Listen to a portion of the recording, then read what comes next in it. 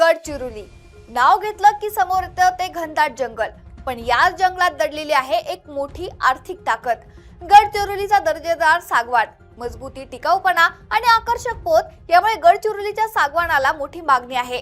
मात्र वर्षानुवर्षे जंगलातून मिळणाऱ्या या संपत्तीवर स्थानिक पातळीवर प्रक्रिया करून त्यातून मोठ्या प्रमाणात रोजगार आणि उद्योग उभे राहण्याची गरज होती. याच दिशेने आता गडचिरोलीत प्रयत्न सुरू झाले.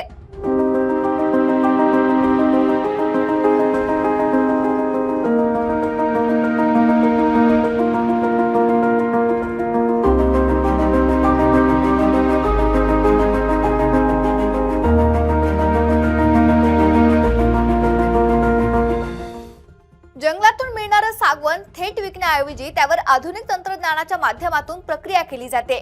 मोठमोठे लाकडी ओंडके मशीनमध्ये नेले जातात. कटिंग, आकार देणं, पॉलिशिंग आणि इतर प्रक्रियांमधून या लाकडाला नवं रूप दिलं जातं.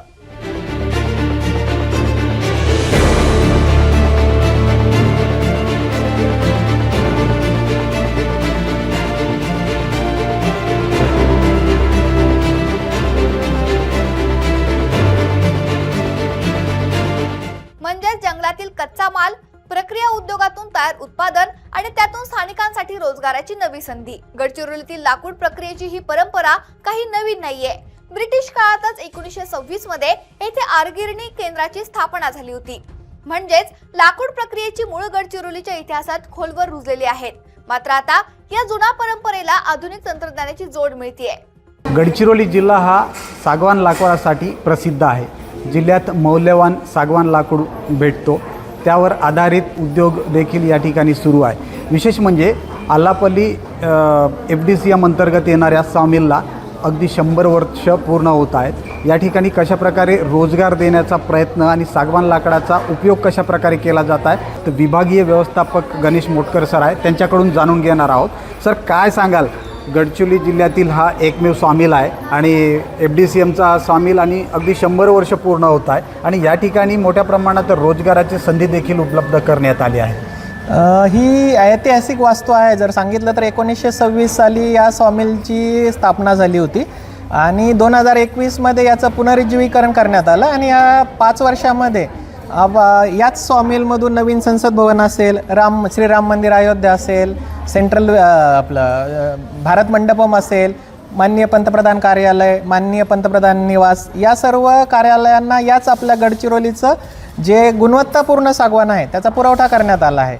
आणि जस्ट आपलं ज्या कट साईजेस आहेत त्याच्याही पुढे जाऊन काहीतरी करण्यात यावं आणि जे मूल्यवर्धन आहे ज्याला आपण व्हॅल्यू ॲडिशन म्हणतो त्याच उद्देशाने आपण या परिसरातील जे महिला आहेत ज्यांना म्हणजे ज्यांचं सशक्तीकरण करून आपण त्यांना प्रशिक्षण देतो आहे आणि प्रशिक्षणामार्फत त्यांच्याकडून आपण वेगवेगळ्या सुंदर या वस्तू पाहत आहे तुम्ही.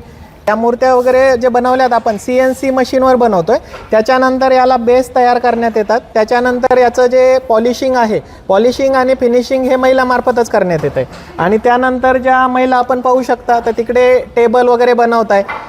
त्याच्यानंतर वेगवेगळे प्रोडक्ट आम्ही आता या महिलांना ट्रेन करून त्यांच्याकडून एक आणि कालांतराने आपण ज्या महिला आहेत, महिला सुतार, कार्पेंटर दीदी ही कन्सेप्ट आणतोय आणि यापुढे जाऊन आपल्याला या भागातील कमीत कमी 100 महिलांना रोजगार देण्याचं एका वर्षामध्ये आम्ही एक उद्दिष्ट ठेवलेलं आहे. आता आपल्याकडे एकंदरीत किती महिलांचं प्रशिक्षण सुरू आहे, कधीपासून, आणि आता किती लोक या ठिकाणी कामावर आहेत? जवळजवळ सध्या जे आहे प्रशिक्षण आम्ही साधारणतः 100 महिलांचं केलेलं आहे. त्यापैकी 20 महिला सद्यस्थितीत आमच्याकडे कामाला आहेत आणि अजून महिलांना प्रशिक्षित करण्याचं काम, 30 महिलांना प्रशिक्षण देण्याचं काम या स्तरावर चालू आहे. एकूणच आपण बघू शकता मोठ्या प्रमाणात या ठिकाणी रोजगार उपलब्ध झाला आहे. गडचिरोली जिल्ह्याच्या सागवान लाकडापासून मोठ्या प्रमाणात या ठिकाणी रोजगार उपलब्ध करून देण्यात आला. आपल्यासोबत काही भगिनी आहेत, या ठिकाणी काम सुरू आहे. काय सांगाल ताई, किती दिवस झाले तुम्ही या ठिकाणी काम करत आहात? सर, मी 1.5 महिन्यापासून कामाला येतो आहे. मी इच्छीच आहे आलापल्लीची. माझं नाव कविता मुरकरी. आम्हाला रोजगार नव्हतं आहे, त्यामुळे आम्ही तसं शोधत होतो आहे. आता इथं माहीत झालं FDCM आलापल्ली फॉरेस्टचं आहे, सामील म्हणून ओळखलं जातं. इथं बरेच वर्षापासून आहे, तर इथं रोजगार मिळेल. हे चांगलं केलं. किती रोजी मिळते तुम्हाला? कशा प्रकारे रोजी दिलं जाते? रोजीचं तर 400-500च्या दरम्यान आहे. न कामही सोपं आहे, काही कठीण नाही आहे. चांगल्यात चांगलं काम मिळतं आहे आम्हाला. टेबल, ट्रे असे छोटे मोठे कामं, पॉलिश वगैरे इथं शिकायला मिळलं आहे. रोजगार मिळावं अशी अपेक्षा असणारे लोक म्हणजे इथे येऊन मिळावं, त्यामुळे त्यांना रोजगार मिळेल, त्यांना समोर जाण्याची संधी मिळेल. सागवानापासून फर्निचर, दरवाजे, खिडक्या आणि विविध लाकडी वस्तू तयार करण्याची क्षमता स्थानिक पातळीवर वाढली तर त्याचा थेट फायदा स्थानिक अर्थव्यवस्थेला होऊ शकतो. लाकूड तोडणाऱ्या कामगारांपासून ते कारागीर, मशीन ऑपरेटर, वाहतूकदार आणि लाकूड प्रक्रिया उद्योगापर्यंत या संपूर्ण साखळीत रोजगाराच्या अनेक संधी निर्माण होऊ शकतात.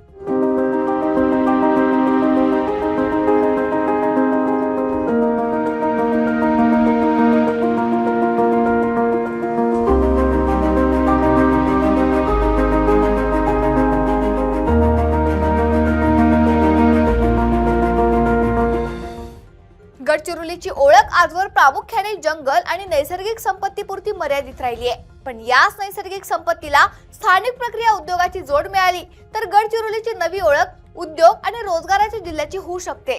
गडचिरोलीची ओळख आजवर प्रामुख्याने जंगल आणि नैसर्गिक संपत्तीपुरती मर्यादित राहिली आहे. पण याच नैसर्गिक संपत्तीला स्थानिक प्रक्रिया उद्योगाची जोड मिळाली तर गडचिरोलीची नवी ओळख उद्योग आणि रोजगाराच्या जिल्ह्याची होऊ शकते. आज गडचिरोली जिल्ह्याच्या निर्मितीला 44 वर्षे पूर्ण झालीत. या 44 वर्षांच्या प्रवासात जिल्ह्याने अनेक आव्हानं पाहिली, पण आता जंगलातील संपत्तीला उद्योगाची दिशा देत विकासाचा नवा अध्याय लिहिण्याची वेळ आली आहे. सागवानाचं जंगल, स्थानिक हातांची मेहनत, आधुनिक तंत्रज्ञान आणि रोजगाराची नवी आशा. गडचिरोलीच्या जंगलातून उद्योग विश्वापर्यंतचा हा प्रवास निश्चितच जिल्ह्याच्या भविष्यासाठी महत्त्वाचा ठरू शकतो. 44 वर्षांपूर्वी चंद्रपूर पासून वेगळा होऊन गडचिरोली जिल्हा अस्तित्वात आला.